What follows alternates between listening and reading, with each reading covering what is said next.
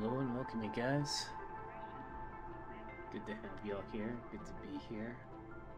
We're changing it up a little bit today. Today's topic is the journey. The journey we're all on together. The journey we are all on by ourselves. Our goals, dreams, ambitions. How we start, how we end. All of the above. To have a really engaging conversation with you guys this evening. Also, before we get too deep into it, can y'all hear, like, well, anything, the background music playing? Because I certainly do not hear it on my end. I kind of want it. I'm playing music here, I don't hear a single thing.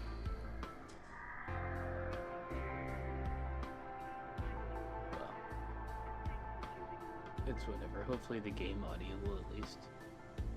Okay, alright. Turn that down.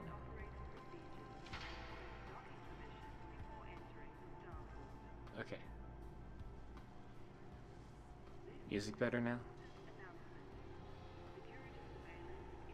I'm glad y'all can hear it. I certainly can't.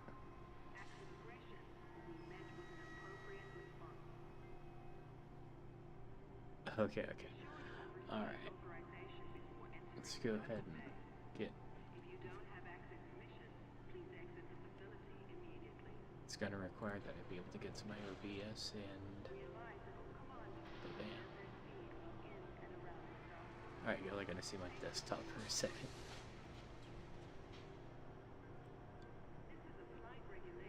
Yeah, the game I really would like to be able to hear.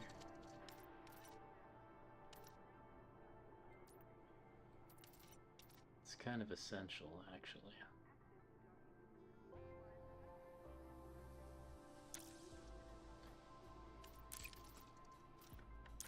Kind of essential. I need these audio cues.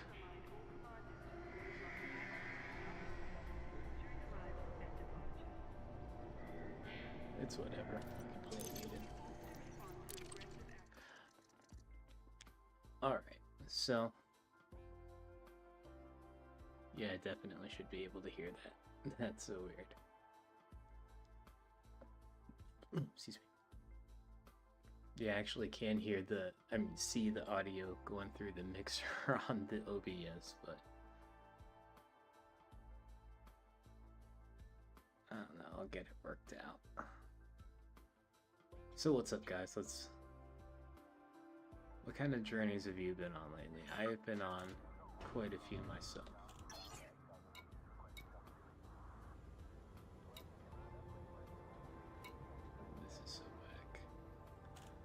Alright. I changed my mind. I definitely want the audio. I'm just gonna restart the game.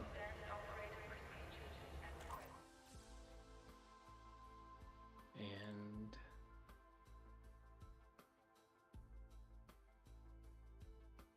yeah. Appreciate it, Lexi. Let's see, where are we? Yes, quit the desktop. Alright, maybe it's just a restart that it needs. Well, if that's what it took. Maybe it's my controller? Oh yeah, I can hear shit fine now that I unplugged my controller. I might have lied. We might be going to Power Wash Simulator if my controller is knocking out the audio. Journey number 1, fix the fucking audio.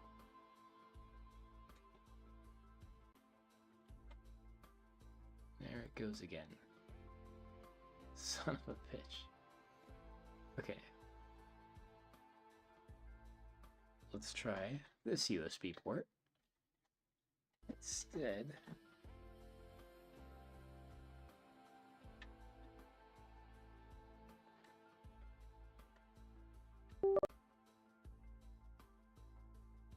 Yeah, no, it's treating my controller like it's a pair of headphones. You know what? Fuck it. Play it keyboard and mouse. Now we're going to go on a journey of figuring out the keyboard and mouse controls. Won't that be fun? Let's see. Relaunch the game.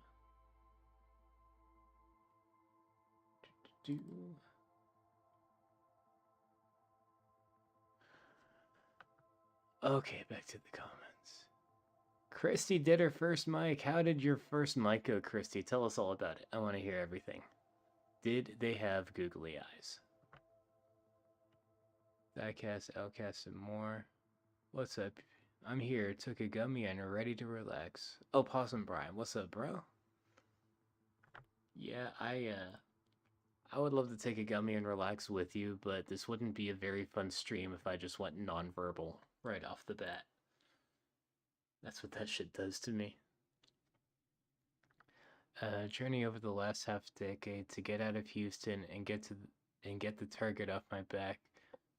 Excuse me, because I wrote a dissertation on human trafficking and put a trafficker in prison. Well, that is terrible for a good reason? Or great for a terrible reason? I don't know how you want to categorize that. I wanted a safe place to start a family, so I did with a toxic person from a toxic family unit and somehow ended up with the two most amazing children. I'm glad the amazing children came out of it. I know quite a lot of people who have been in some pretty similar situations with, you know, bad relationship with a bad person, but, you know, children came out of it. Like, in fact, a lot of the best people I know are children that came from, like, not so great families where neither the mother nor the father was all that great. In fact, that's how comedians tend to be made. Tony asks the question all the time, are your parents still together? I guess what he's implying is that people that have had, you know, great childhoods, it can be a little bit difficult for them to become good comedians, I guess. I don't know. I feel like I had a pretty okay childhood and some pretty good, like, good parents, and I would like to think I'm at least a halfway decent comic. Alright. Let's try this again.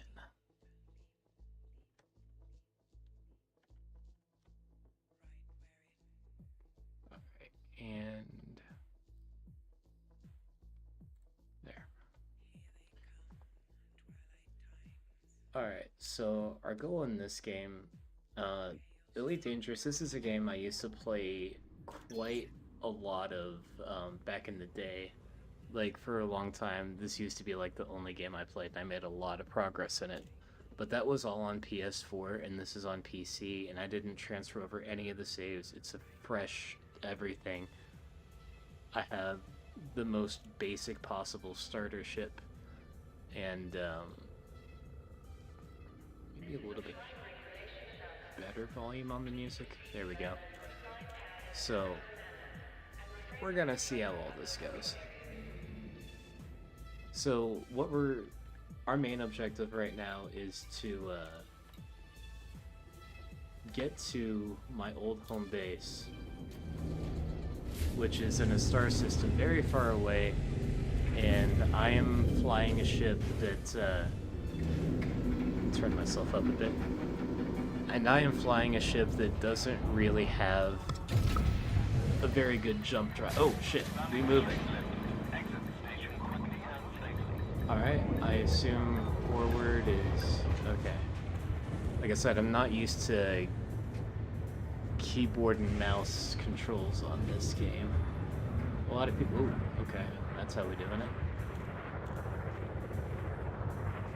Oh, this is disorienting.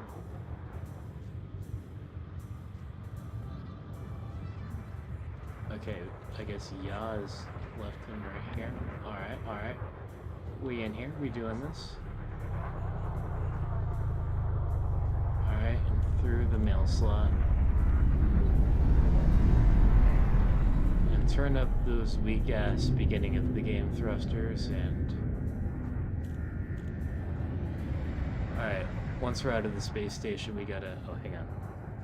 Landing gear. I need to take a look at these controls real quick. Help and info. Alright, not that kind of help. Options. Controls. Ship controls. Alright, you know what I'm gonna do? Because I don't want to go through this and I don't want to put y'all through this, is I'm gonna get a controller that it sucks, but I at least know that it works, so I will be right back. Sorry, guys. Let me just, one moment. So sorry.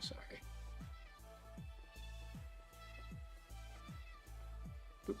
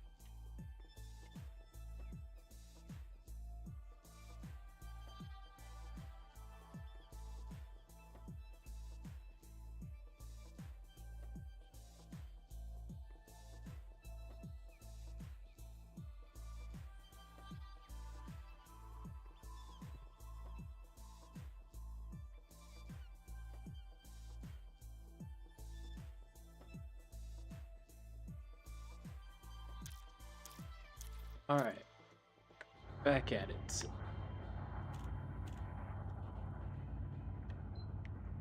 Alright, nope. Shit. I accidentally just turned on my PlayStation. It wasn't supposed to happen. Oh.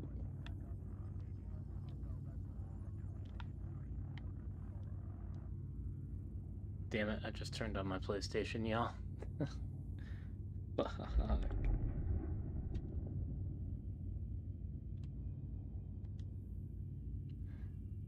Alright, son of a bitch. This might be... I might just fly to the next spot without even having to jump.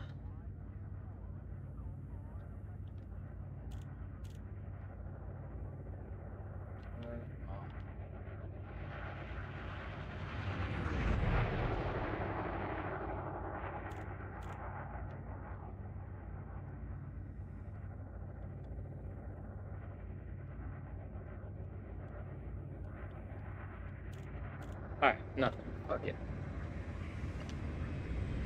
You know what we're gonna do? I hate to, you know, go back on a promise and shit, but, it looks like we are going to be playing Power Wash Simulator, because I can at least give you some assurance that that will, work. We'll come back to Elite Dangerous another time. Okay, let me catch up on these comments. I see a lot of year. Oh, that's way back. Okay, Kyle, I'm glad you finally made it, bro. It's good to see you. I've been hoping you'd come in here. Let's see. Share it to the group chat. Thank you, Lexi. Zach, what's good? Yeah. We're gonna try to keep it right here. Broke it, my bad. Sure wouldn't go scrub and scrub. Yeah, it'd be like that. It'd be like that. Alright, so, yeah. Power Wash Simulator is what we'll be doing. So we, today, will be cleaning this gross-ass playground. And I would love to know how this happened. Once again, beautiful surrounding scenery, highly specific gross thing. Also, I bought some upgrades since the last time we played, including a newer, better power wash gun and new nozzles for it. Well, a couple of them. I accidentally bought a whole bunch of nozzles for the other older one that doesn't work so well, so yeah. So let's get to it. Start with the bench. Okay, let me turn down the audio on this. I can barely hear myself.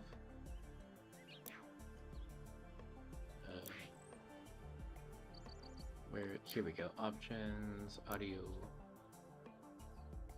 Turn her down a touch. There. Okay, so back to the subject at hand. The journey. So, we're talking about what kind of journeys we're on. And Bacon, I was hoping that you would tell me about your first mic. How did that go? Get specific. Who all was there? Who heard it? Where was it? I mean, in Austin, obviously, but what club? I assume, like, Shakespeare's, maybe? Creek in the Cave? What's good? Did anyone else go to any mics lately? I wish that I could say that I've been doing mic lately, but, unfortunately, time and distance make that really difficult. At Shakespeare's, yeah. You get a bunch of laughs, you get tomatoes thrown at you. What happened? How'd it go? I want to hear details, girl. Mario hosted an offender videoed it. Ooh, so you're saying there's gonna be a video. Will it be on OnlyFans, or you gonna give us a freebie here?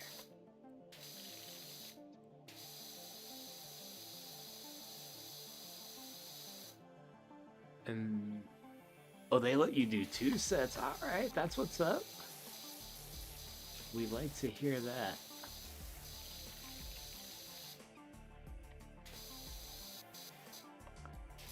Anyone else been hitting up any mics lately?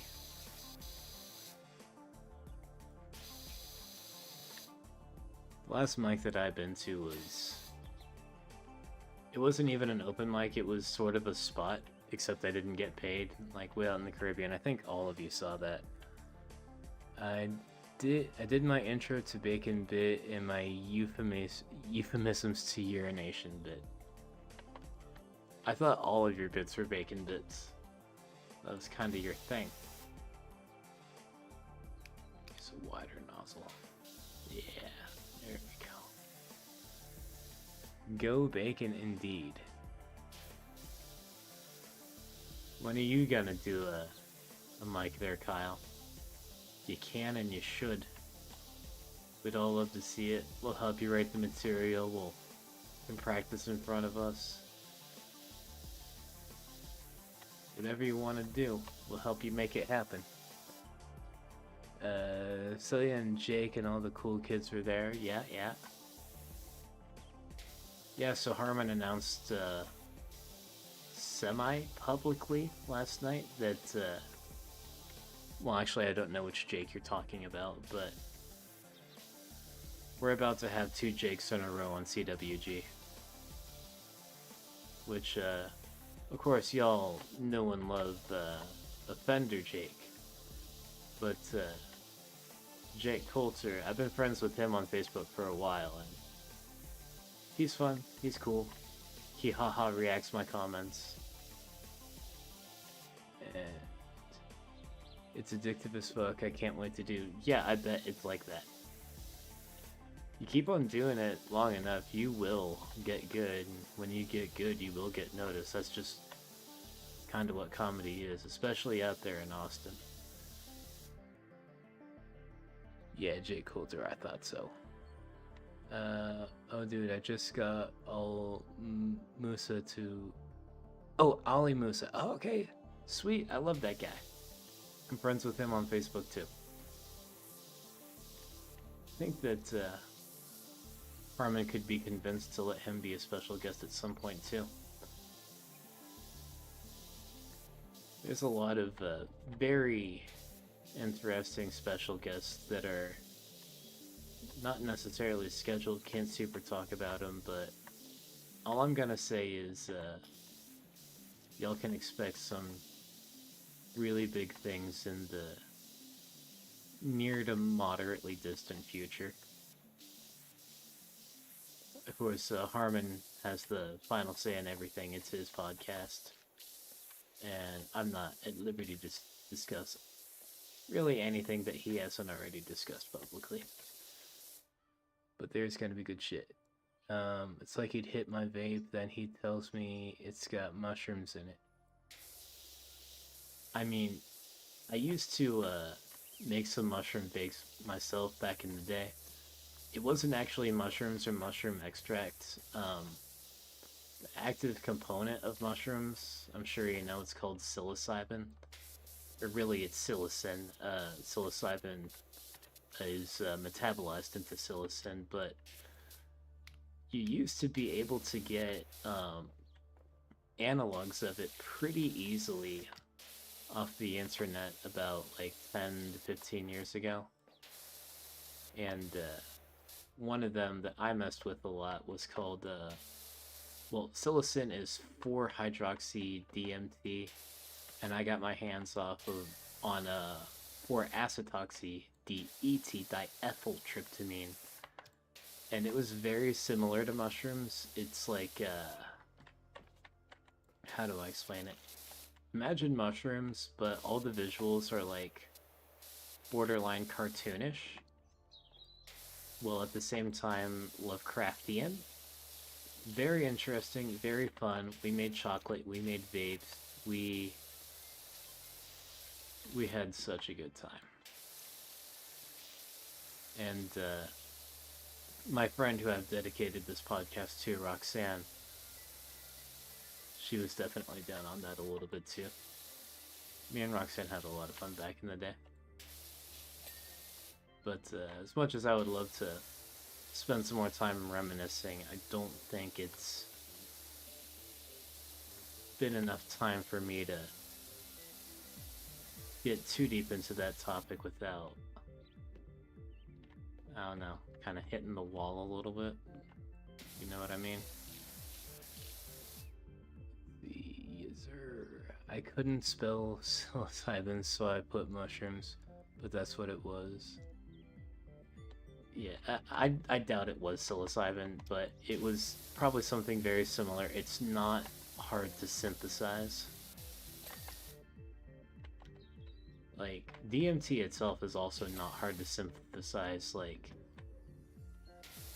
it sounds like a joke, but it's really this simple. Literally, to make DMT, dimethyltryptamine, one must simply dimethylate tryptamine. That's all there is to it. I'm not going to get myself banned by getting into any more specifics than that, but yeah.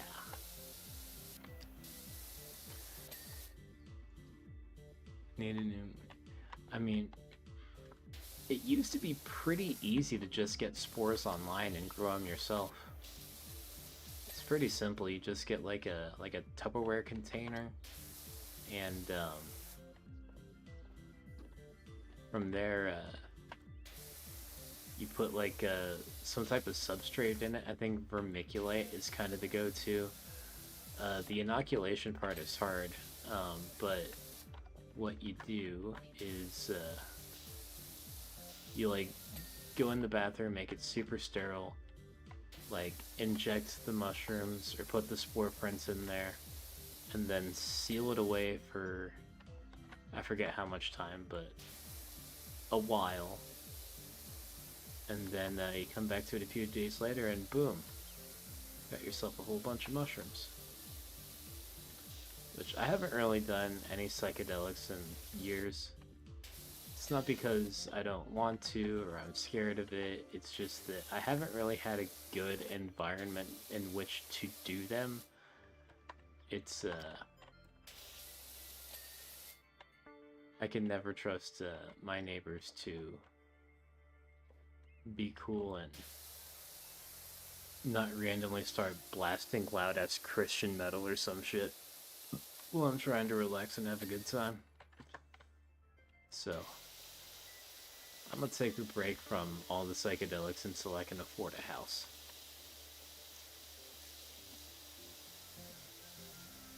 And I should probably apply the same philosophy to basically everything else. Alcohol, weed, all that, but not fuck all that.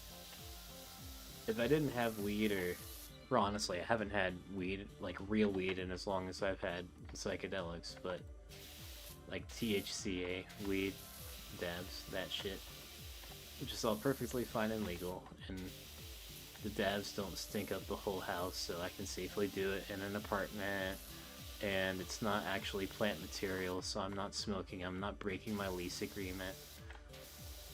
It's shit like that. They sell mushroom chocolate in vape shops down here. Yeah, I've seen a lot of these so-called mushroom chocolates or mushroom gummies, whatever, and it is literally a bunch of bullshit. It has nothing to do with mushrooms. Like, sometimes they put, like, lion's mane extract in it, I guess so they can sleep at night, but it has nothing to do with psilocybin or psilocybin mushrooms or anything that's actually cool. Sometimes they'll like put like some kind of a weird THC analog in there so it at least does something, but for the most part it's literally just a bunch of bullshit that does nothing whatsoever in any type of way. Like, I blew $40 on a mushroom chocolate one time thinking it would do something, and it said if you do like one piece, you see colors. If you do 2 pieces, you get spacey. If you do 4 pieces, you go to space, bruh. I ate the entire bar of like, I don't know, 15 pieces. Literally nothing happened whatsoever. Pretty good chocolate though. I mean, it's like white chocolate with, you know, cookies and cream type shit. I like the chocolate a lot, but it wasn't worth no $40 fucking. I highly suggest that you not waste your time with it. Let's see. Nah, dude, my buddy literally came with a bar of cubensis. Huh? Is that even... Is that like something you're getting on the low? Because I think the only 2 places in America where you can legally purchase psilocybin cubensis are Portland, Oregon, and Oakland, California.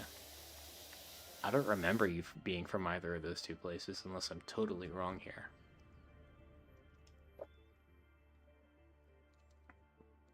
Where is down here to you, Kyle? I want to have the CWG meet out here outside of Boston sometime here where I manage the brewery. I want to have a psychedelic overnight lock-in there. My boss would let me take over all night. Your boss is a moron, then we're gonna get into too much shit. I would love that though. I would absolutely do that. The problem is, I mean, I would love for everyone else to be able to go, but at least within the next year, it's not something that I would be able to do because I used up almost all my vacation time going to the island back in January, and much of the rest of it is being used for Kill Tony out here in Nashville, so I can have time to hang with people. And apart from that, I have very little left, and I am most likely going to be using it to attend a funeral. Which, by the way, and I don't feel like I should have to say this, but I do. Don't do heroin. And if you do heroin, stop doing heroin. And if you stop doing heroin and you choose to do it again, please remember that you are not going to have the tolerance you used to. And if you treat it like you do have the tolerance you used to, I'm going to have to attend your funeral, so don't fucking do it.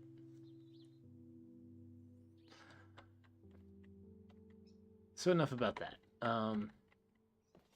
Don't do heroin, or fentanyl, or anything other than weed psychedelics, or like beer, maybe liquor if you can handle your shit. Okay, Washington. Okay, Washington checks out. I mean, it's not Portland, but I don't know. Washington is a pretty progressive place, so I can see it in Washington. And I think you can get it legally up in Canada. I haven't been to Canada in years. Like, all my family is there. It's just so difficult to get out. Which is crazy because I make more money than my family has ever made during my entire childhood, my mom and my dad put together, and I am able to attain like 5% of the shit that they had. It's crazy, the world is ending. In a lot of ways I kind of dig the world ending now. I would like to think that the world isn't actually ending and it's just the world as we know it ending. I would love for shit to just, like, all the things that are happening right now that we think are so bad, like AI and mass immigration, they turn out to actually have been good things all along.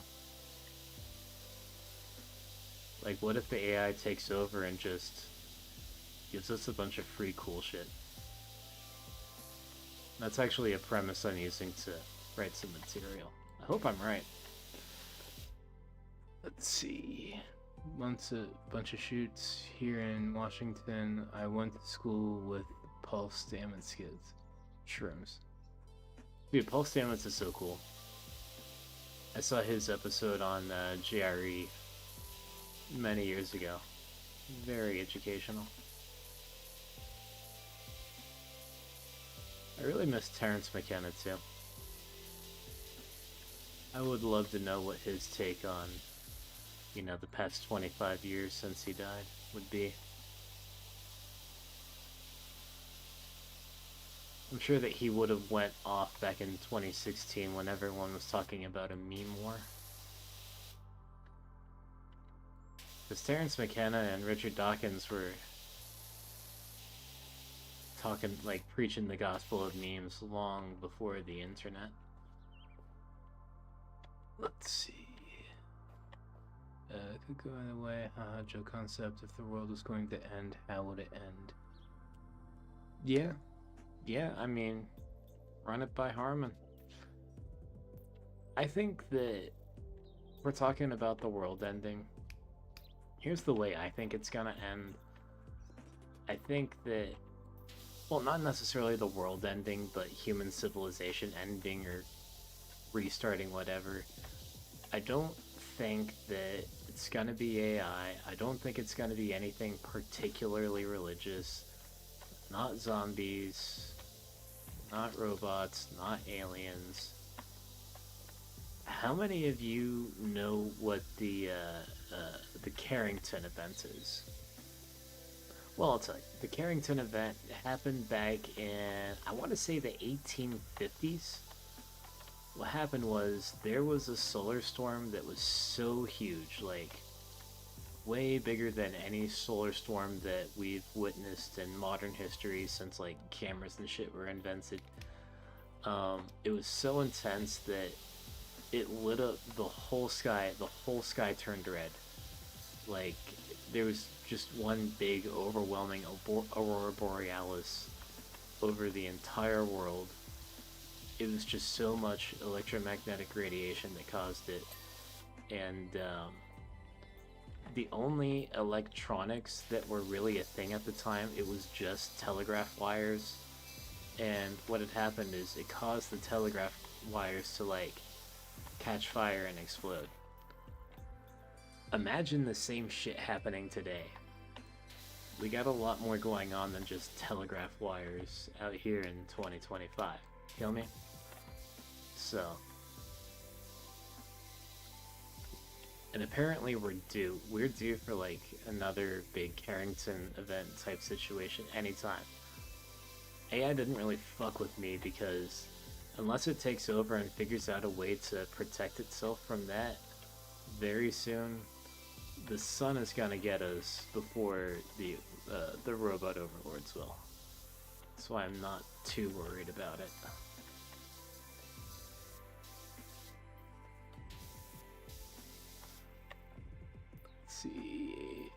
world's on fire. At least there's aluminum power and magnesium in the blaze. So the fire is at least pretty and colorful. Yeah, exactly. Yeah, I didn't say the world ending wouldn't be pretty. It would be very pretty. Let's see. Shameless plug. Suspicious observers on YouTube post the sun news every day on the morning at 4 a.m. You might need to DM that to me. I would like to know things like that. In fact, I used to talk about solar news a lot with my friend Lloyd, who was he was a coworker from back when I worked at Ticketmaster. He was one of my supervisors actually, and he passed away. He's the only person I ever personally knew that caught COVID and then died from it. And I remember he was, lying on the hospital bed, and we were chatting about solar storms, and we were recommending each other channels for solar news, and then one day he just quit replying, and I didn't think too much of it.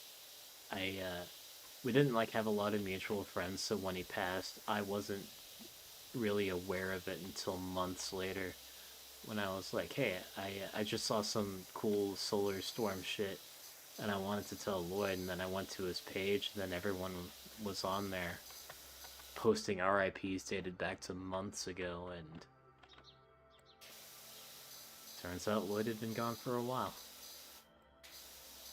That's why you gotta remember to stay in touch with folks. You don't know how long until they're gonna be on their way, And, yeah, so there's that. We're gonna oopsie daisy sooner or later. Oh, don't I know it. Yeah. Hang on, I'm getting behind on comments. There's a 12-year-old that basically made a nuclear reactor. Human history isn't even close to a meaningful amount of time compared to Earth's existence. That's true. And it also makes me wonder that if, because here's the thing. If humanity was just wiped away and went bye-bye, tomorrow. I watched a documentary that made a pretty good case that the only evidence that we ever would have been here, because the plastics take a long time to degrade, but they do degrade, and all of the metals would just be big iron, rust deposits. The wood would just turn into dirt. The only, after I think 500 years or so, only 500 years, the only evidence that we ever would have been here are the big megalithic structures like the pyramids and Machu Picchu and shit that, were the only evidence that a lot of ancient civilizations existed. So that makes me wonder, what if advanced technical civilizations like ours are fairly commonplace throughout history and happened all the time? I'm already, I watch a lot of, Graham Hancock type of stuff, and there's a really good YouTube channel out there called The Armored Skeptic. They make a really good case that there was, in fact, a civilization from back in the Ice Age. I'm sure that, almost all of you in here that I know of are GRE fans. I think all of you are privy to that. But what if it doesn't stop there? What if there was just kind of always a civilization happening? Way back to the very beginning. Before us, there were, other hominids running it. Before then, during the age of the dinosaurs, there were, lizard people or bird people doing it. And before that, maybe it was run by bug people, and every civilization just gets a little bit more advanced.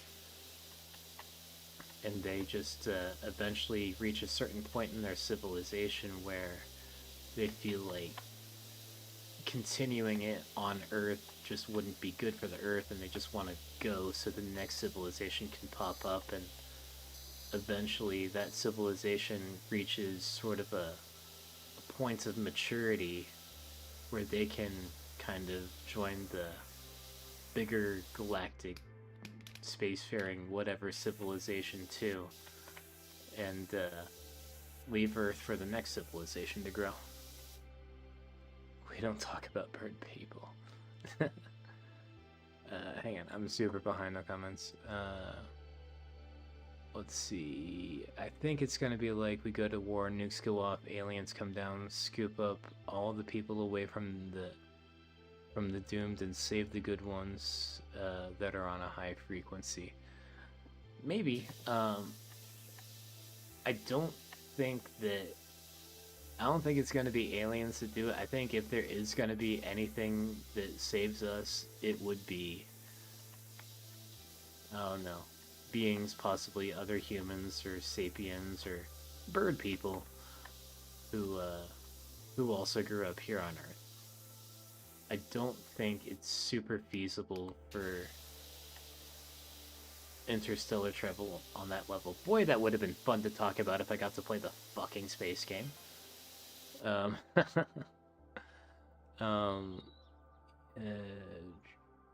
When a hurricane comes through Houston and floods everything bad, I always see drone footage, and I'm like, if we weren't here, this place would be back to the bayou totally within a few years. Yeah, there in New Orleans and Amsterdam out in the Netherlands, there's a lot of cities that exist that just shouldn't. LA is another one. Like, LA is literally a patch of desert that is well irrigated.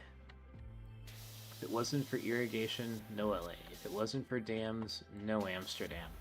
It's in the fucking name. Houston, New Orleans, literally just swamps. And, yeah, there's a lot of cities like that. Civilization. And how do you gonna stop? Went a little bit Arnold Schwarzenegger there. Yeah, no, I think that civilization is going to be a lot harder to kill than people think, but certainly not invincible.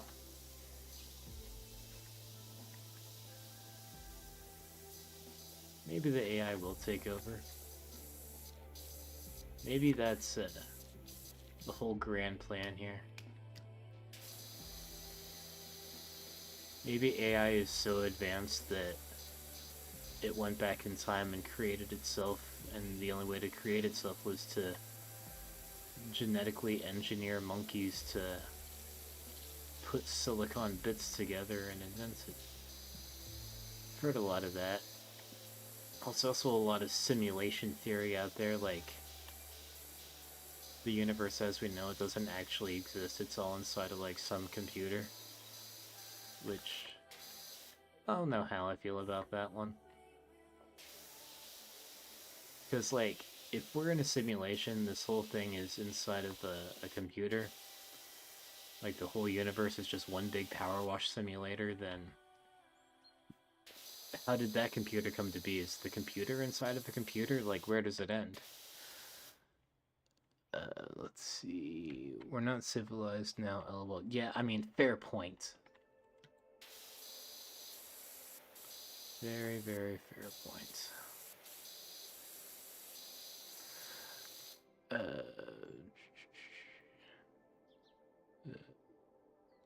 Nada, haha, 2027, be ready. What are you talking about? Kyle, that sounded like a threat. What's going on in 2027, bud? What do you know? I helped dismantle a real bad, abusive bird people cult. Do tell! I want to hear about the bird people cult. Maybe did already. Mandela effect is alternate dimension. Okay, the Mandela effect. So, I recently got acquainted with a concept called quantum immortality. And this is a wild one, guys. You're gonna like this. So basically what quantum immortality means is that no one ever dies. I mean, they do, obviously. You know people who have. But think of it like this. From your perspective, let's say every single person, like every single point of consciousness is its own universe. And if you die, it is completely of your own choosing. Like, death is completely and totally voluntary. And if you never choose to die, then you can theoretically live forever. However, in alternate universes, which alternate universes would just be the perspective of others, you can die from, causes completely beyond your control. And then let's say that you just never choose to die. You go on for living hundreds, thousands, millions, billions, infinite years, to the point where you just become so old and wise and ingrained with the universe that you in essence become God, his, her, or itself. Yeah. I don't know it to be super more in depth than that. I was like really high and falling asleep when I watched the documentary, but that is basically the gist of it.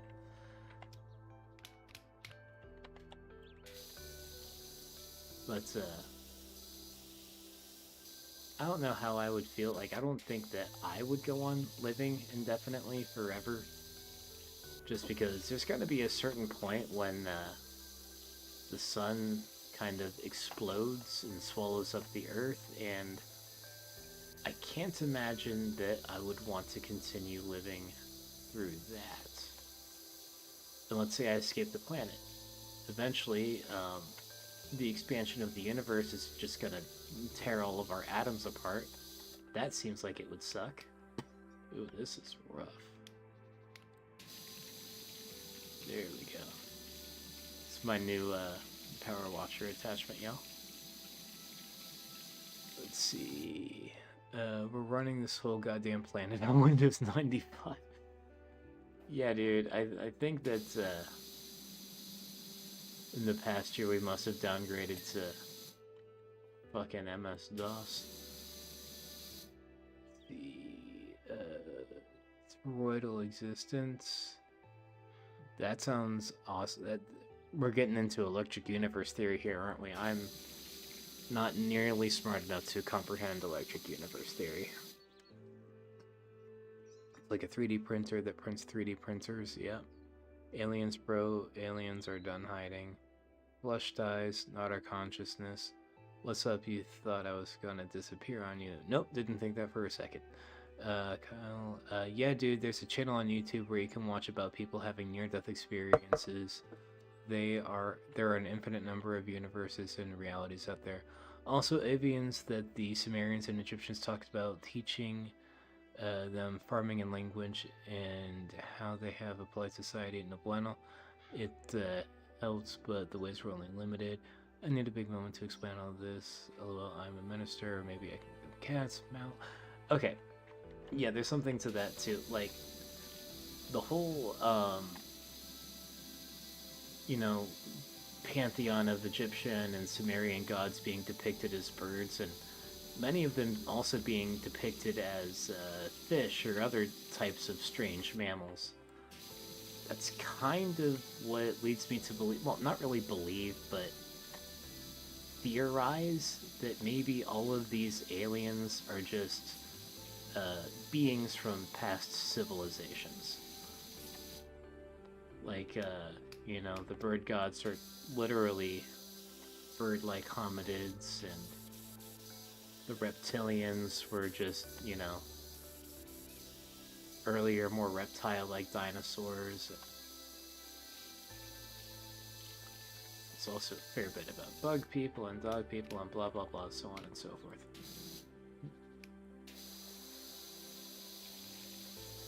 But, I don't know if I actually believe all that, but I do believe pretty firmly. I've seen a lot of pretty compelling evidence that there at least was a civilization of hominids that weren't necessarily human, but still very much like not aliens, that were responsible for many of the megaliths and those old building techniques and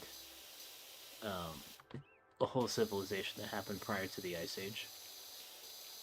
In fact, did you guys hear about like these structures that they discovered underneath the pyramids? Like, I think like 2 kilometers worth of like towers and coils. Like, I didn't hear too many specifics. There probably won't be a lot more specifics unless they actually dig it up, but I think it plays into my theory, and if Harmon's in here, he would agree with me, that the Great Pyramids, the whole Giza complex, was originally a power plant.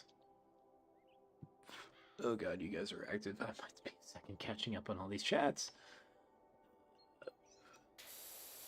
They bred our inherent psychic nature by giving us language and writing. I think they halfway did that.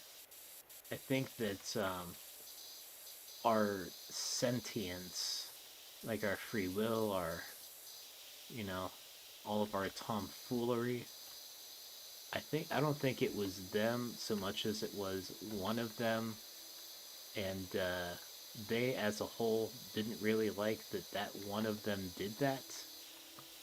One might call that one of them Lucifer, Prometheus. Fucking every religion has an equivalent to it. Let's see.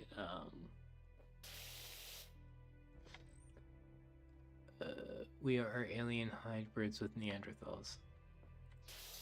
I think that what we are is... I don't think that Neanderthals are... Well, according to DNA, like, Neanderthals aren't really our ancestors so much as, like, our cousins, siblings, or something. They developed alongside us rather than us being, like, you know, like we inherited traits from them. But Neanderthals are interesting. They did have bigger brains than us. But from what I understand, they didn't have bigger brains because they were smarter. They had bigger brains so that the part of their brain that was bigger is things that coordinate, like, bodily functions and, I don't know, being a big, strong, piss-off brute. Let's see. How do you explain things like the gap in evolution? Well, I'm not like a scientist or expert, so I don't explain it, but I would say that there probably was, like, I think that what they did is, like, I think that the aliens that quote-unquote created us were not aliens. I think that they were Homo Denisovans, which is just a different type of hominid that grew up here on Earth. And Homo Denisovan, we probably did refer to them as being giants or gods, or in the Bible, I think that they were called the Watchers or the Elohim. And I think that when I say giants, I don't mean that they were like 50 feet tall or something. You got to keep in mind that back in the day, the average human was only about like 4.5 to 5 feet tall, like Harmon. And the Denisovans, sorry Harmon, I had to, the Denisovans were like more like 6 to 8 feet, maybe 9 feet tall. And when, you know, the average human is only that tall, like a 6 or 7 foot tall motherfucker is quite a sight to behold. And I imagine that they were much physically stronger. If they said to do something, you gotta do it. Boy, that was satisfying. And yeah, it would be very easy to refer to them as gods because compared to you, their strength was godly. Plus, and you can see this, like, if y'all want to Google Paracas skulls, Paracas skulls, there's actually a very well preserved cone head. And, like, I know that there were a lot of ancient, or even modern cultures that do what's called head binding, so that they can get a conical shaped head for whatever reason. But the Paraka skulls and many other skulls that were found in the area were conical, but there were no signs of head binding. Like, their skulls were different. They're missing like a sagittal suture line on top of their head that every human has. They had a second blood supply going to the back of their brain, which humans don't have. Like, what their conical heads weren't binding. It was absolutely genetic. And of course they found a giant molar there in the actual Denisovan caves out in Russia.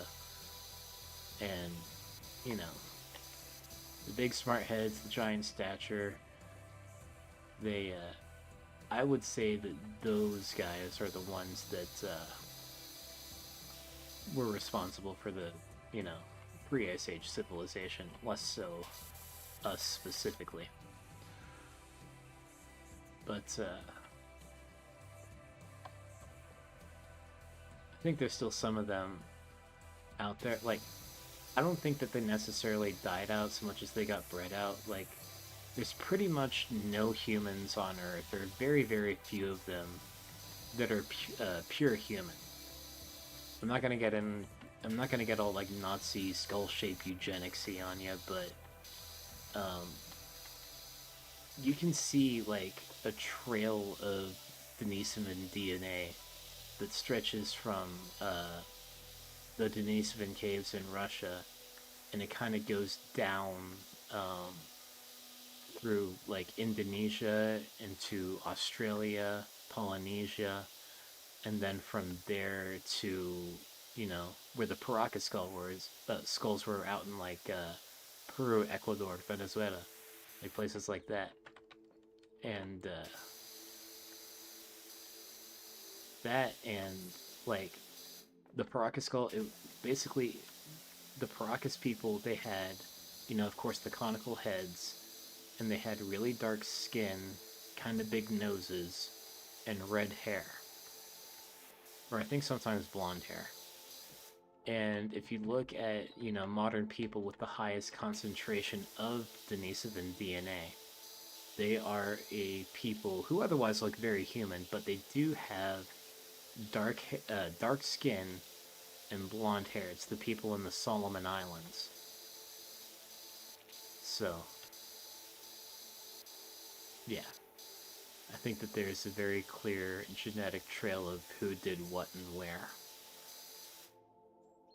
Oh boy, I've been lacking. Alright, boy oh boy. I can't really scroll up without exiting the game. Comedy, Harmon! I read into the guy that made the claims that the underground structures that they took, he said, and made some stuff up. Yes, they are scanned under the pyramids and found new chambers, but no deep pillars. Okay, that's fair. I kind of figured there would be some stuff under the ground, because if it was a power plant, in order for it to work, they would at least need to have like channels of flowing water to allow that to happen.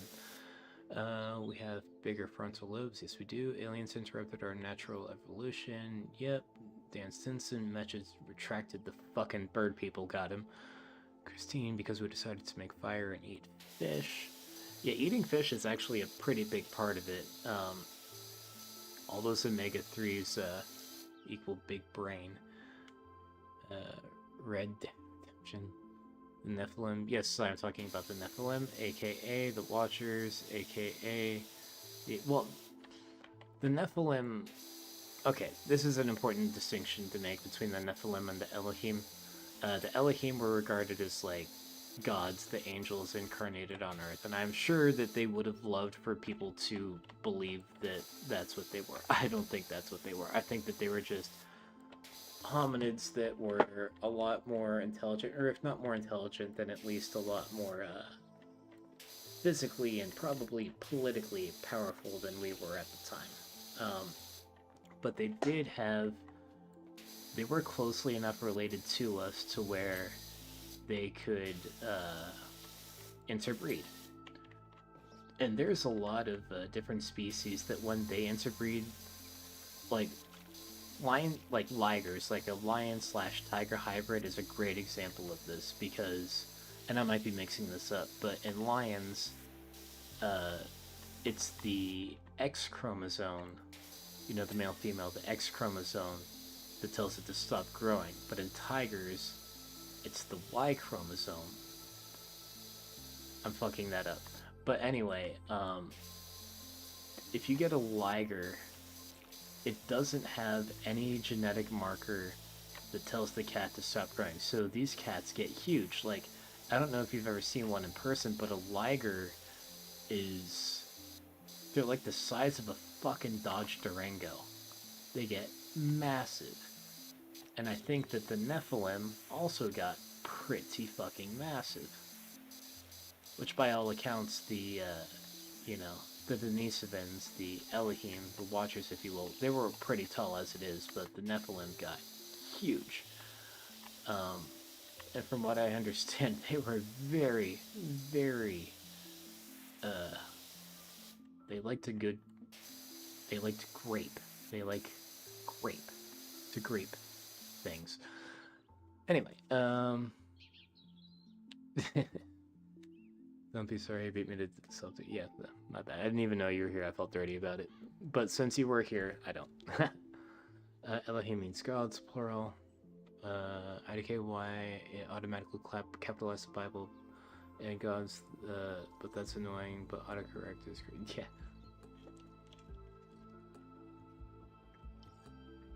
I'm debating the hollow earth theory is real. No, it's not. Yeah, I know the theory behind hollow earth theory, and it's a total fabrication. Really cool to think about it, though. No, hollow earth theory, sorry, that's just not a thing. However, there are some pretty expansive cave systems within the crust of the earth that are very unexplored, and I know that the military is very interested in them. There's a lot of what you would call deep underground military bases that are huge. Like, people are wondering, where are these trillions and trillions and trillions of dollars in the military budget going? And I'm here to tell you, they're going underneath the earth. I don't know why, one can only speculate, but I think that going inside the earth might be, to circle back to what we were talking about earlier, I think that, and I don't think, I speculate, I think it's a possibility that they're under there communicating with the bird people, among other people, ancient peoples, surviving Denisovans, whatever, on where to keep folks once humans get plucked off the face of the earth so the next civilization could grow. Or at least I hope it's that noble of a purpose. We're really going off the rails today, aren't we, guys? Okay, let's keep reading here. Let's see, someone needs a scale model of the pyramid utilized by the shafts and a certain level of water in them. They demonstrate a significant measurable seismic I'm not going to try and pronounce that discharge. Yeah, I definitely would like to see a little bit more work being done on that. The information on there is all over the place, and I don't want to say too much, like, on the record, as if my opinion matters on the subject without really being clear. Let's see, big boys. That's why the earth was flooded, to get rid of the Nephilim. I don't think that the earth flooding was intentional. Here's what I think about the earth flooding. I think it's a little bit more mundane than that. I think that there's two things, I think. Possibility A, which I consider to be the most likely possibility, is that we were, you know, as we do twice a year, every year, flying through the Taran meteor stream. A comet got too close to our orbit, and The comet did what a comet does. It exploded in the atmosphere, pelted us like a giant shotgun blast, melted the ice caps, and then we all got flooded that way. Because it wasn't really the entire Earth that got flooded, it was most of the populated parts. Africa was largely fine. America got hit the hardest. In fact, a lot of people speculate that where the United States is now is where, or at least the southern part of it and into Mexico, was where a lot of the earliest civilization was. And it's certainly where a lot of mammoths were. Like, I think that mammoths were to the ancient people what cows are today, just like this big fucking thing full of tasty meat that was probably just farmed and harvested for food. That's possibility A, and Graham Hancock can explain it a lot better than me. Possibility B is that, y'all heard about Planet X, right? So the theory behind Planet X is that it's a planet, or maybe not a planet, maybe it's like a brown dwarf star, or a really small black hole that shows up and comes visible every blah blah blah so many years. We'll say 10,000. And that actually, the Planet X theory, it's backed up by a lot of ancient lore, because every ancient myth has the same themes. There is always like a god of storms or a thunder god fighting like some kind of a dragon creature at the end. In Nordic mythology, it's Thor fighting Jörmungandr. In Japanese mythology, it's the god Shishio fighting... No, it's not Susanoo fighting... I forget what it's called. It's, again, another dragon-like creature. In Abrahamic lore, Yahweh... And this isn't like in the Bible or anything. We're talking like old-school Semitic tradition. Yahweh, or sometimes it's Baal, which was originally a god of storms, fighting off its own thing, and of course Zeus was fighting Typhon, which is like this Cthulhu, like, you know, tentacled god of fire and volcanoes. But here's what I think it really was. I think that what happened was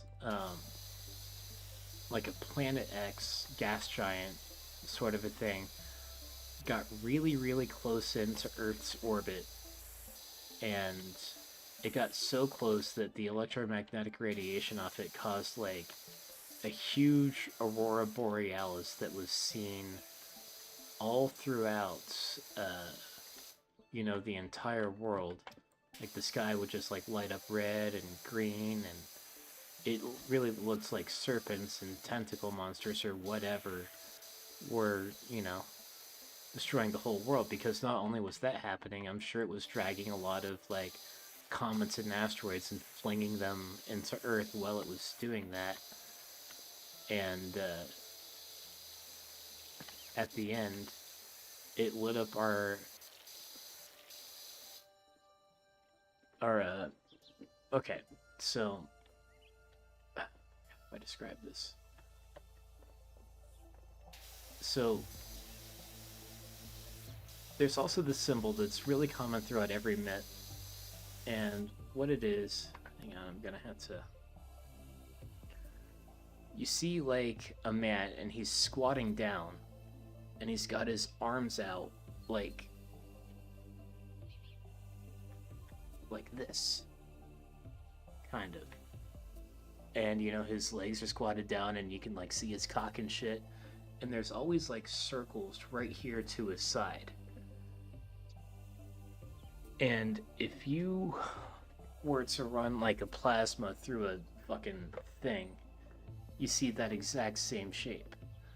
And I think that that's what people were seeing in the sky. It looked like there was this man, this squatting man, that was fighting back the serpent. but I don't think it was like actually a squatting man. I think it was just electromagnetic phenomenon. And yeah, not as complex as all that. Nothing terribly exciting, except it implies that it would happen again, and probably sooner than later. Who knows? I'm no expert, I'm no historian, I just watch a bunch of shit on YouTube and preach about what I think is the most likely thing. Let's see. Sorry, I'm missing so many comments here. That's why the Earth is flooded to get rid of the Nephilim. I think that the Nephilim were got rid of as a result of it because, you know, when that event happened, it wiped out all of the mammoth, and these are big hulking son of a bitches, and they need a lot of food, and like carrots and chickens weren't gonna cut it. They need mammoths, and once the mammoths are gone, they just kind of starved out of existence. Any oxygen saturation used to be higher, to which allowed megafauna to flourish pretty much up to the last ice age and the younger dryas, yes. There's always that what if, Christy Bacon, same. Oceans below and oceans above, we are Swiss cheese. Deep underground military bases or domes are shaped like upside down Christmas trees for ultimate stabilization. Yeah, in case of tectonic displacement. Yes, that is very smart of them.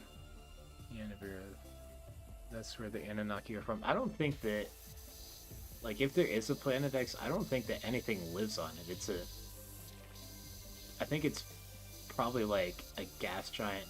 There might be things living in orbit of it or in space stations that are near it, like to monitor it. I don't think anyone would live on the surface of it. The same reason that there's not going to be anything living on the surface of, like, Jupiter or Saturn. There's no surface to live on. Let's see.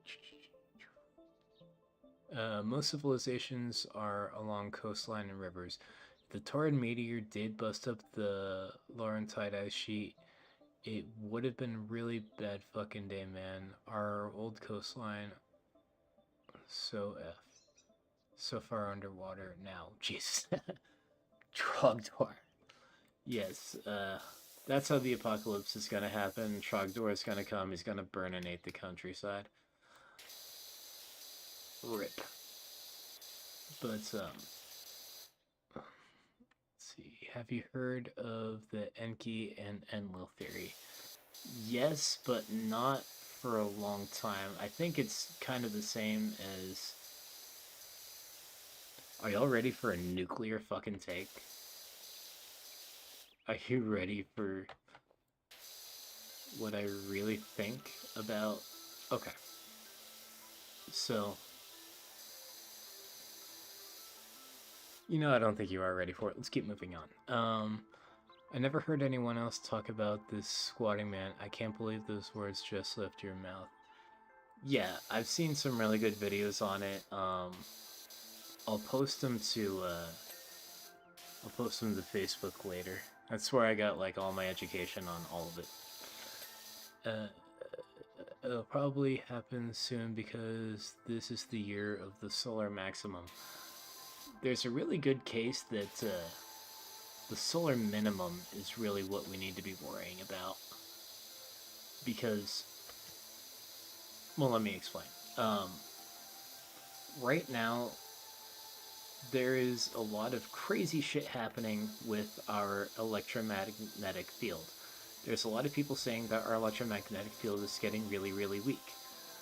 That doesn't make sense. Our electromagnetic field doesn't seem to be getting weaker, but it is acting fucking nuts. Like, it's like, if you look at pictures, videos of it, you can see the electromagnetic waves just going wavy and crazy and all over the place. But that's not what an electromagnetic field looks like when it's getting weaker. When it gets weaker, it just kind of, you know, dies down a little bit. It doesn't fizz out all over the place. What it looks like to me is it looks like it's getting pushed by another electromagnetic force that is, you know, not the sun, but something different. Like it's getting pushed by the Beck. And it's not just that too.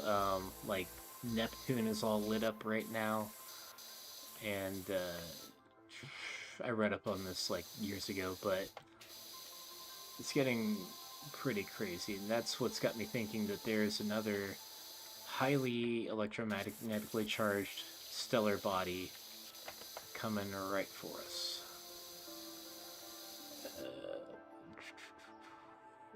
There's so much we don't know about anything, for all these planets in our solar system could have entire civilizations living in them that, according to their habitat, we have it. I think that, I definitely agree that other planets could have, or at least could have at one time, had other beings, civilizations, forms of life living on them. Especially Mars and Europa and Venus. Like, I don't think there's anything living on, like, Saturn or Jupiter or the gas giants, but their moons are definitely a very different story. Now, let me also ask you guys this. In all of the life, in all of the universe, think about like what the universe is mostly made of.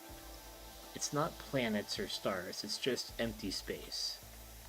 So that being said, what, for most of the life in the universe, considering what the universe is made out of, where do you think that most of that life is adapted to living to? On planets or in space? Because I think that if we ever do run into any aliens, I think it's going to be aliens that are adapted to just floating along through space. I don't think that they would necessarily be like intelligent or part of any kind of a civilization, or even like as intelligent as like, you know, like cows and shit. Just what worries me is that someday something is going to float into, you know, our solar system, and it's gonna be like a massive like asteroid or even planet-sized life form that just fucks our shit up. Like, breaking news, I am writing a comic, and I have been for some time now. Like, I've been developing it for almost 10 years now, and one of the main plot points is there are like these roving intergalactic animals that are planet-sized, and they just go from solar system to solar system looking for inhabited planets with life on them, and they just eat them. That's nutrition for them. And yeah, that's not the whole plot of the comic, but it's in there. Okay, where did I leave off? Never gonna get, like, whether I finish power washing this playground or not, I'm probably gonna hop off here like within the next 20 minutes. There's so much we don't know about anything. For all these planets, we are that could be. It's made out of ether, basically atoms. I think ether is a different thing. That might be a topic for another day because I'm not super educated on it. Have you ever heard the theory relating to planetary discharge concept that the discharge between us and another heavenly passing body popped open in the Grand Canyon? Popped up. I have not heard anything about that. But, yeah, that leads me to another thing that I wanted to talk about regarding Planet X, is, at least as far as the destruction from it. Yeah, if there was another body passing close, it said that there could have been, like, and this might be exactly what you're talking about, Spencer, lightning, like millions, billions, trillions of volts of lightning discharged onto the planet, like lightning that hits us with the force of a nuclear weapon or more. and it wasn't, you know, comets or asteroids, which is why we can't find a lot of remains of it that did it, but it was actually just like really fucking brutal lightning. That's probably exactly what you're talking about, isn't it, Spencer? Even the space that's taken up like 90% is nothing. It's fun crisscross waves. Space whales, space cephalopods. Yeah, the great old ones, bruh. What you know about them old ones, bruh? We are all part of a living being. That being is what we call God. He pulls all of the strings. Yep, I'm not super religious, but I have done a mushroom in my time, and mushroom definitely backs that up. In fact, I kind of think of mushroom as like a like a like an interstellar internet. You take a mushroom and you kind of log on to the network. Maybe I'm just a fucking schizo, but whenever I do like a pretty sizable amount of mushrooms, I swear that like I'm listening in on thoughts and conversations from people who are not there. And not even people, like just other things. And if I do a lot, I can kind of tap into all living consciousness at the same time. It's kind of dope. So this red part here, that'll be huge. But yeah, mushrooms, gotta love them. Yes, Trev, plasmatic lightning, Kerpow, yeah. It opens the consciousness. Yep, that's why I want to try mushrooms, and I'm schizo. What do I do again? I am not qualified to answer that question. My suggestion to people who want to take a drug of any kind, good or bad, for the first time is consult a medical professional or just don't. I'm not the guy you want to ask about that. I'm not going to be responsible for you doing crazy shit and getting yourself hurt. So my official answer is just don't, and take our word for it that it's kind of badass, because it doesn't always affect everyone positively. Let's see, but I literally am unaffected. Wait, you're unaffected by... I've heard of people being unaffected by psychedelics. That sucks. Yeah. I had a lot of great experiences on psychedelics that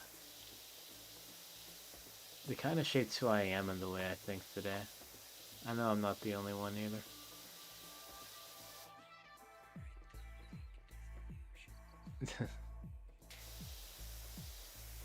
Maybe you just need a different route of administration. Like, if the only known way to get high off of weed was to eat it, I would have never got high.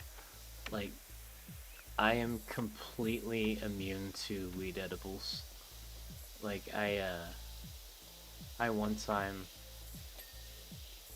ate an entire like 300 milligram chocolate bar. Nothing. I felt nothing. And my sister, you know, who has obviously very similar genetics to me, our friend gave her a 1,000 milligram edible, like a gram edible of pure THC. And she also didn't feel a damn thing. But what's crazy is Delta 8 edibles are great. I really feel those. Those are good. But the problem with the Delta 8 edibles is they only seem to be available in the form of gummies, and they taste like absolute dog shit. I hate them. Just for the way they taste. That's why I don't do them a lot. I would rather just vapor smoke something. Let's see. There's a definite psychedelic headspace when you tap into that bandwidth. When I took DMT, I saw a jaguar who was surprised to see me, and I think that was another jungle cat tripping at the same time. You know, that's not the first time I've heard that, because jaguars are known for chewing on ayahuasca vines. Maybe even the Psychotria viridis leaves too that contain the actual DMT, so I'm not at all shocked that you and a jaguar might have met up in the same headspace. Which, that's awesome. I would like to do that sometime myself. Just meet random wild animals in psychedelic hyperspace. Sign me up, bruh. Let's see. I recently tried a cart mix with mushrooms and had good results. I know in time it will happen. That may or may not have been like anything to do with mushrooms or psilocybin at all. It was more likely that because psilocybin is hard to extract, especially when similar substances like 4-ACO-DMT, 4-ACO-DET, and other things like that are much easier to just kind of get a hold of, or at least they used to be. Because way back in the day, I used to make and do vape, 4-ACO-DET vapes, and I made a bunch of chocolates out of them too, and that was a really good time. I talked about it earlier in the pod. You might not have been there, but it's good. It's definitely not the real thing, though. It has more of a, I want to say, like a cartoonish quality to it, at least to the visuals of it. It's still like kind of Lovecraftian sci-fi horror-ish too. It's complicated to explain, but I had a good time.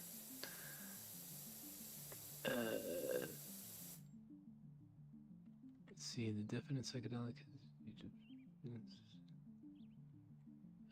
Dude, so when I was septic and I was seeing all those people and stuff in the hospital, I was seeing geometric shapes on my entire wall, like intricate neon painting.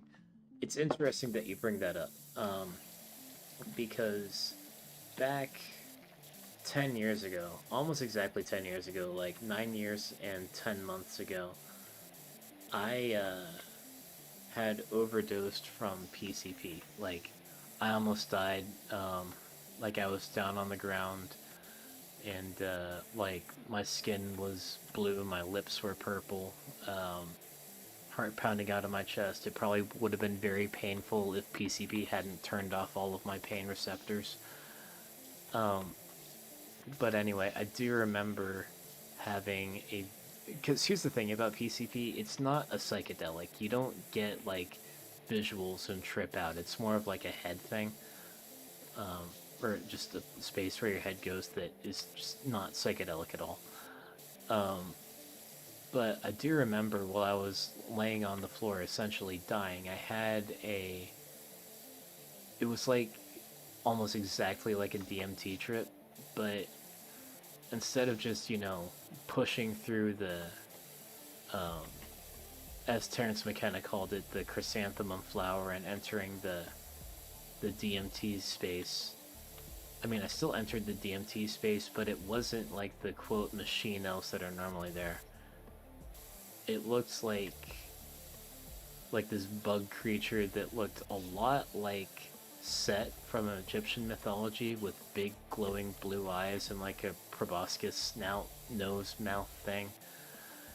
We had a good talk. I talked about it in a previous podcast. I don't want to get super into that again, but I remember when I came out of it, I had like psychedelic visuals that were very similar to doing just like a little I don't know if you ever just done like a little puff of DMT, and just had, the borders, the colors, the patterns, the shapes, and even like kind of the body feeling of it going on for about 2 to 3 weeks after that happened. And I do think that what happened was, if I wasn't dying, then at least my body thought that I was dying, and it caused a release of DMT, and it must have been a lot of it, or like it was an extended release. And yeah, the human body is crazy. The human mind is even crazier. And as cool as it was, I don't suggest anyone attempt overdosing on PCP. Don't recommend that shit at all. That's gotta feel really good for the dinosaur right there. Such a whore. Let's see. I can tell you about all my DMT trips. I almost dying similar effect. I don't get high off coke, it doesn't work on me. A lot of painkillers don't work on me either. So many of my friends would be alive if they felt the same way. But, that's interesting. I'm always curious to know, like, what it is, like, what is different about your brain that certain drugs that absolutely should work, like, why don't they? But, you could boof Delta 8 LL. Yeah, there's a lot of things that you can boof that, I don't know. That's just territory that I've never wanted to go down. There was once a girl that I helped to boof, because me and this girl and this other dude, this is again more than 10 years ago, we were all in a situation, and me and this dude were kind of going whoop doop up the arm, but she didn't want to do that, so we took her to the bathroom, spread her cheeks, and inserted some MXE, which is a ketamine analog, and some MDMA into her boof hole, and leave it at that. It was a great night. Let's see. Damn, bro, that sounds intense. You good? Yeah, I'm good now. I've been, like, for the past many years, it's just been, like, weed and beer. That's all I feel like I really need anymore, is just weed and beer. I'm good on everything else. I wouldn't mind to do psychedelics again, but, I feel like I largely got what I can get out of it. And any further psychedelic use, you know, it could be very educational, but it ultimately would just be fun and not super necessary to the continuation of my development. I feel like I've done enough in, like, psychedelic hyperspace. It's time to start doing shit in cold, sober reality. Let's see. For what it's worth, so glad you're here playing Power Washing Simulator and not on the floor blue and dying. Maybe I still am. Maybe it's still 2015 and I'm just still lying on the floor tripping the fuck out. And y'all are just a figment of my imagination. Oh well, most action a purple dino has gotten this side of Epstein's Island. You're telling me, bruh. I knew a lady with the Tennessee Bureau of Investigation that was on DMT realm overlaid with our reality for like 6 months. Wow. Like her brain was just leaking that shit for the better part of a year. She had never taken DMT. That's rough, because I only dealt with that for about 2 weeks or so. And like I was totally non-functional. I couldn't really drive or speak or communicate with people regularly. Not to sound too pretentious, it's just hard talking to people that couldn't really relate to what I was going through, or understanding. Hard to talk to people who couldn't understand things on a level that I could in that sort of DMT space. It sounds pretentious, but that's what I was feeling at the time.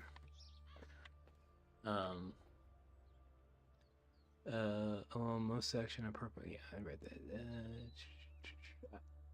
I got one for you. I'm allergic to ibuprofen. It gives me a high fever It's technically an idiosyncratic reaction and not an allergy, but I have to have it listed on your allergies. That, I mean, I know that it definitely is possible to have an ibuprofen allergy. Now, granted, this is just kind of a rumor, but back when I was working call center jobs, it wasn't the call center that I worked at, but a different one that, granted, this is Charleston, West Virginia. There was only like 3 major call centers you could work at. And the other one, somebody had given someone just an ibuprofen, like a regular painkiller, because they had a headache. And then they just died right there at work. Which I personally could not imagine a worse way to go out than lying on the floor dying from ibuprofen with a headache at a job that I hate.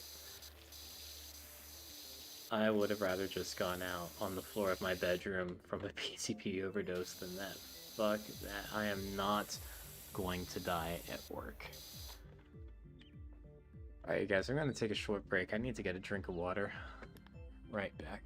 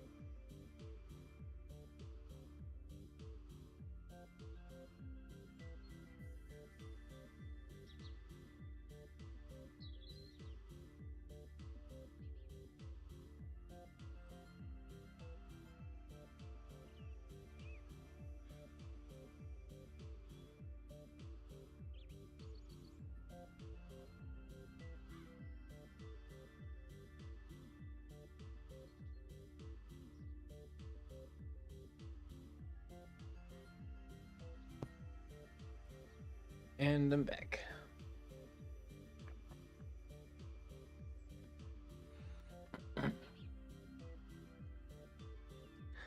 GRE has a post referencing people on a DMT trip to a map. Interesting. Interesting that you even could make a map that goes in that many dimensions. Because from what I can recount from having done DMT in the past, it's always kind of warping and moving and just kind of like these impossible ways that I can't imagine what you could even use to make a map out of that. Better than with a rope around the neck and your pants around your ankles. Now that's just a good time. Kyle, don't kink shame you. You need a CWG mug, so. Yeah, I do need a CWG mug. Not a coffee drinker. Not a coffee drinker, but I'll find a use for it. I would settle for a CWG sticker to stick on my cup. That would really be where it's at.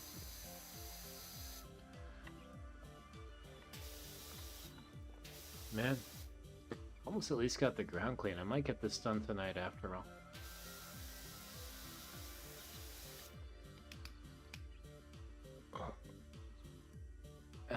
You need a CWG hug. Well, lucky me, I get to get CWG hugs here next weekend. Or at least I hope so.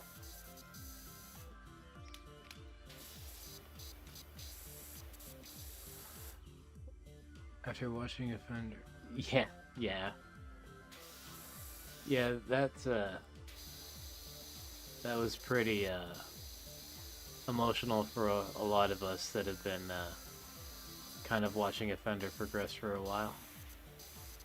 I cannot wait for next Thursday.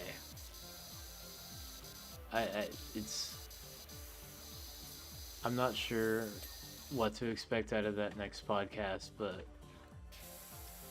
and you know what, even beyond that, I can't wait for next weekend to actually see Offender and Cam and Harmon and whoever else might be coming in person.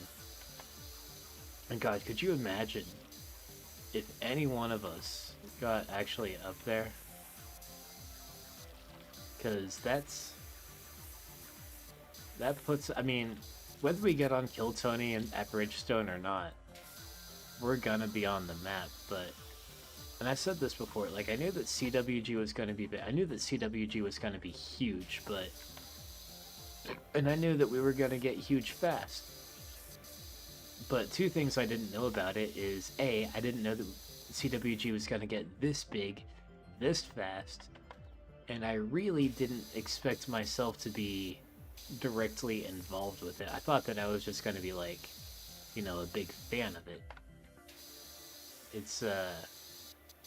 It really means everything that Harmon and Offender and everyone else kind of saw something in me that I honestly don't even see in myself that made them want me to be such an integral part of it. Let's see, use it for chalky milk. Wonderful idea, Kyle. Maybe I shall. I'm just gonna have to stop being lactose intolerant first. Let's see. Offender came over this afternoon to hang out, and we gave each other the tightest and longest hug, bro. I imagine. Like, Offender's got, like, some... Like, if it wasn't comedy, it was gonna be jujitsu for that motherfucker. I'll bet that he could put you in an arm triangle like a son of a bitch. I'm going to try and get on. Cool. All of you are capable, I believe it. Sorry, bro, I didn't mean to bring up CWG. I was just making... Dude, that's... No, like, you absolutely can. Like, in fact, the theme for this podcast, which I have largely ignored the entire time, is journeys, and probably the biggest journey that I am on right now is the CWG journey. Like, it's not something I expected to go on.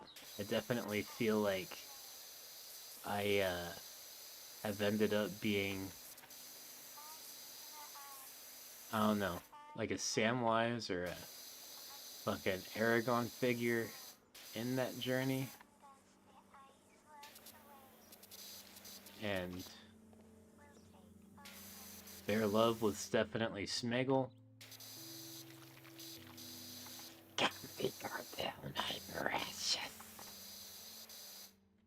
Nah.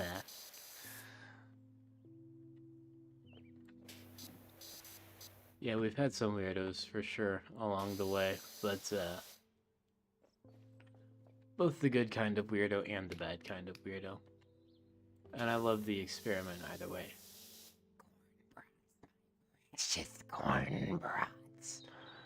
You guys should be mass producing stickers to cover comedy club bathrooms and car bumpers with. Dirt cheap to produce also. Very, very good point. Like, yeah. That's actually a really good point. I could get about like 100 stickers. I can find places to put them. I can find places to put them in and around Bridgestone while we're there next weekend. People will notice, get a few of them QR codes scanned. Which, by the way, it's not a great idea to just go around scanning random QR codes. Like, QR codes can take you... They can kind of make your phone do sort of whatever. Absolutely scan CWG QR codes. If it's a CWG QR code, go ahead and scan that sumbitch. But any other QR codes, take caution with it. I'm super grateful to have you a part of, of the CWG journey. I'm not even trying to hype you up. Offender tells me all the time how my best decision was bringing you on as my co-host. I'm trying to learn how to take compliments well.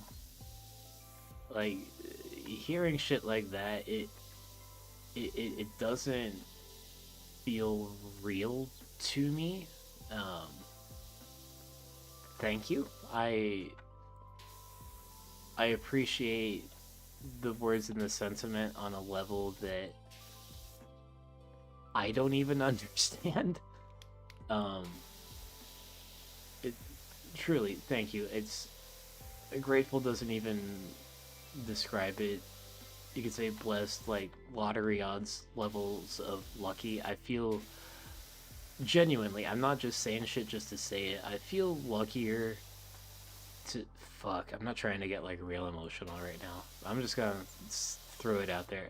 I feel like I am luckier to have been a part of CWG than I would have been to have like won the Powerball or something.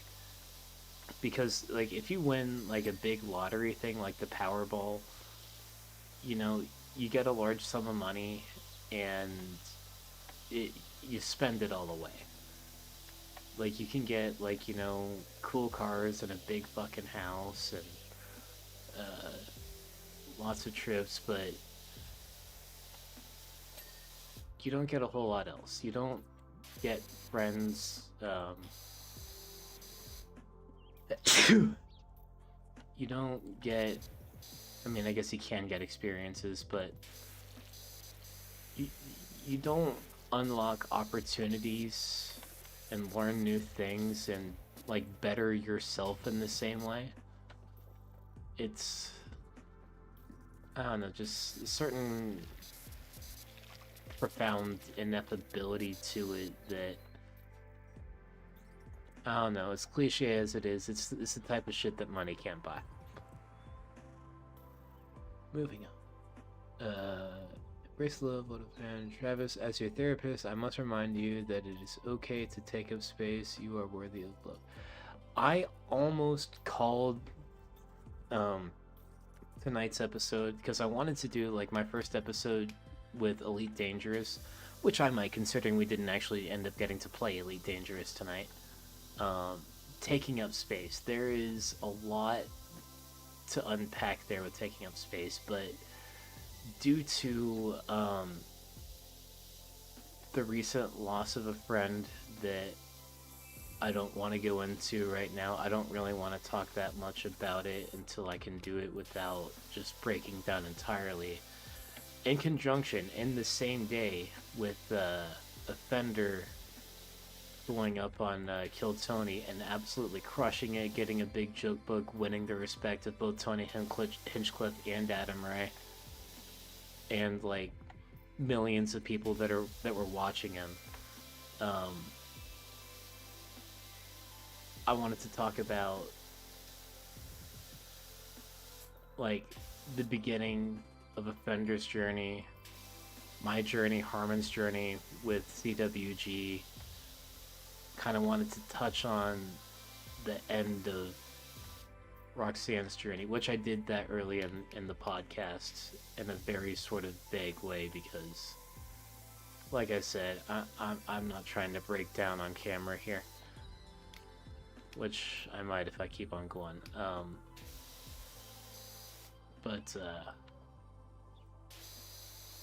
Yeah, I feel like taking up space is going to be a different episode. Maybe even the next episode.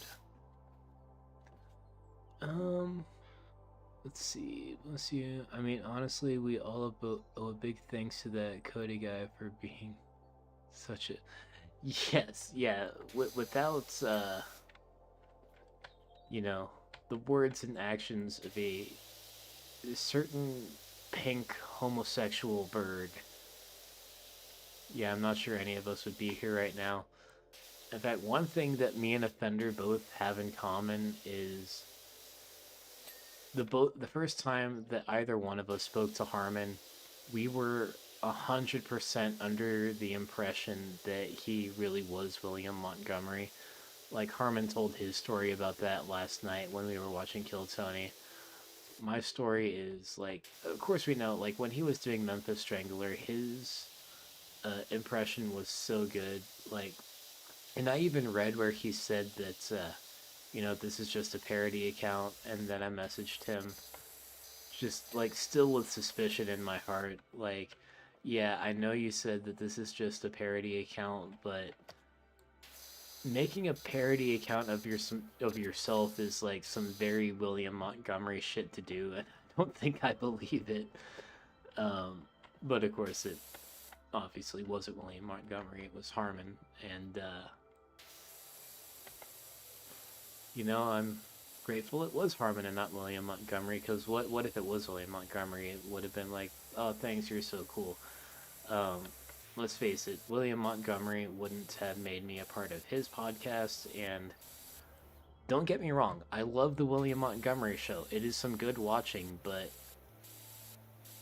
I think I enjoy CWG a little bit more, even if I wasn't, like, at all a part of it. But as far as podcasts go, like, the William Montgomery show is A tier, and I do recommend it. It's got a cool energy to it. Let's see. Do it, bless you. Yes, dude.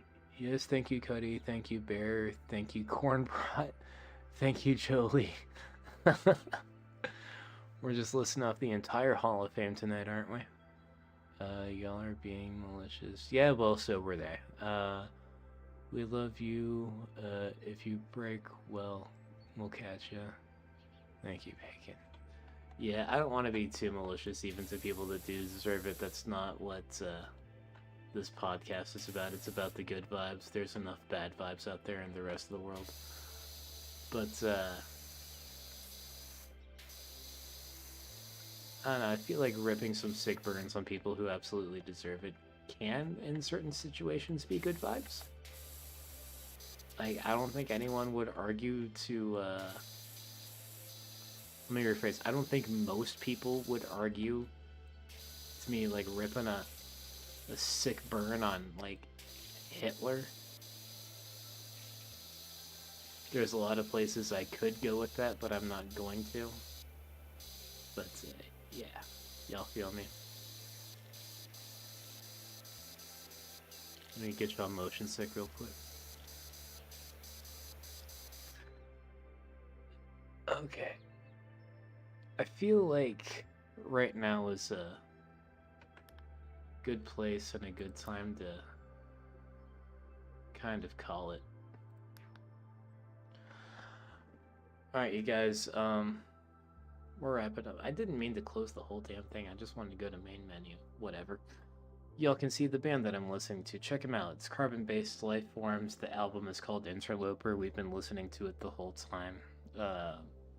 Great band. If you live in Scandinavia or some shit, you can see them live. But thank you so much. Thank you for coming with me on my journey, this journey, our journey. As always, it's Comedy Writers Guild, the big project. Every Thursday night, 8 Central. Our next guest is going to be a Fender, of course. You know him, you love him. We're going to dig a little bit deeper with him. And if y'all take away anything from the podcast this evening, it's to don't forget the people who wouldn't forget you. And I'm going to just leave it at that. Good night.